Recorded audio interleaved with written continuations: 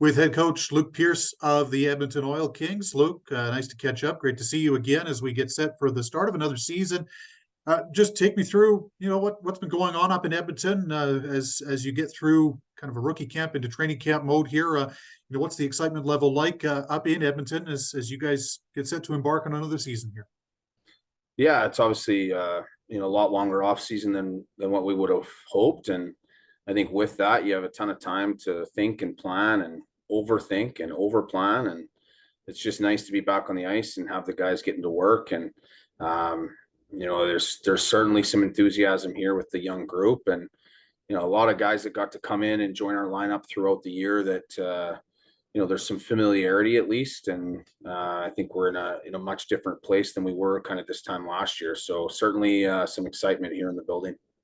Yeah, you talk about your youth, right? And, some players that kind of made the jump or at times and somewhat semi-permanently, and maybe a case of like a Reese Peterson last year on your blue line. But, you know, how nice was it to kind of be able to see what you have in the pipeline in the system and to be able to kind of go through the summer and kind of be able to kind of perhaps foresee, how your group is going to come together with actually having laid eyes on these guys in regular season action.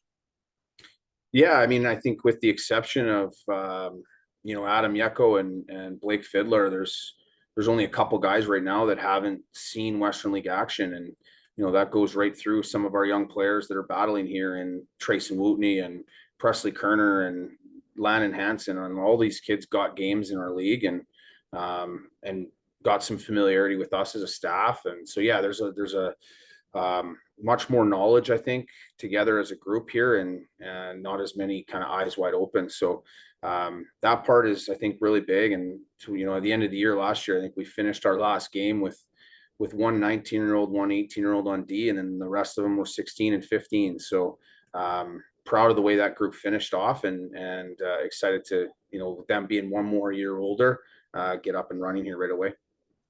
We spoke with Blake Fiddler recently about just, his excitement level about coming to Edmonton and taking part in a camp and in a preseason ahead of a 16-year-old year for him. But I want to ask you about Adam Yeko because he was just one of several guys on that Czech Holinka team that I think WHL fans got a bit of a taste of in the summertime, and a third overall pick in the CHL import draft. What has he brought to your group so far at Edmonton, and what do you guys see in him as a player, and what should fans be excited about?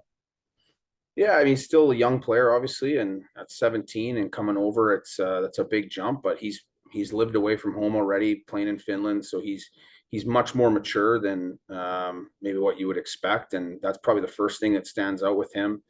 He's a big kid. I think his puck skills and his presence on the ice is, immediately noticeable. But as we know with all players, whether you're from right here in Edmonton or from Czech or Germany, it's a big transition coming into the Western Hockey League, and we'll be patient with Adam, but we're excited. I mean, he's fit in with the team really well so far. His English is excellent, which is a big hurdle to overcome as coming into a new country. So that'll, I think, get him much more familiarized with the style and the way that we want to play a lot sooner.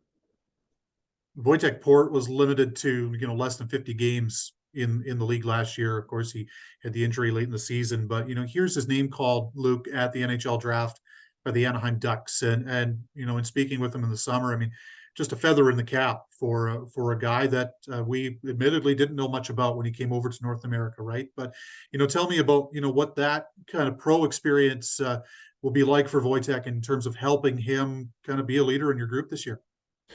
I think it's obviously fantastic for any of our guys to get that acknowledgement, and it speaks to his, success here and his determination here. I think he's the prime example of a guy that was just given an opportunity and seized it, and a real bit of a roller coaster of a year for him. I mean, he goes from, coming over and being in Red Deer and kind of getting squeezed out there in a uncertain situation, and he lands in another new town and then just thrived with his opportunity here. Had a really unfortunate injury that shut him down, as you mentioned, and went through those emotions, and then you go back home and hear your name called in the NHL draft. I just think that it was such a whirlwind of a year. for Wojtek and for him to be able to go and experience this in Anaheim, but then come back, hopefully at some point early in our season to settle in and just really continue his development plan. And we saw last year when we lost him how big of an impact it had with our group, and we knew how good he was for us. But when you don't have him every night, you really start to realize that. So I think Kurt's done a fantastic job of helping surround our young group with a little more depth there, that hopefully we can survive some of those things, as in this league. And I think we're in a much better spot. You got a hometown guy leading your group in Rhett Melnick, named captain kind of midway through the year last year, and coming over from Tri-Cities. What does he bring to your group in terms of leadership qualities? And as a coach, having had him under your wing here for a year, I mean, what are the expectations of him to kind of follow in the footsteps of some of the guys who have led in Edmonton in years past? Yeah, there is I think there's a ton of pressure on these young kids when they're given that honor. And for Rhett, it was something he had to learn to live through. And I think especially, being the leader of a team that's struggling a lot of nights, is you take a lot of that on personally. And that's, I think, a quality of strong leadership is, they very accountable. And we have to alleviate some of that pressure from Rhett. And, the thing that he needs to continue to do is just be such a great person. I mean, he's an outstanding human being, and he shows up with all the right qualities every day. And we're not asking him to replicate a Jake Neighbors or those people. He has to be Rhett Melnick. And I think he learned a lot over the course of last year. He's going to be much better served having gone through that. And again, with some of the additions we've made to help support him in that journey, you think of a player like Mark Lajoie that's coming in, that's been a captain in our league, has this is his 6th training camp he's gone through this year. So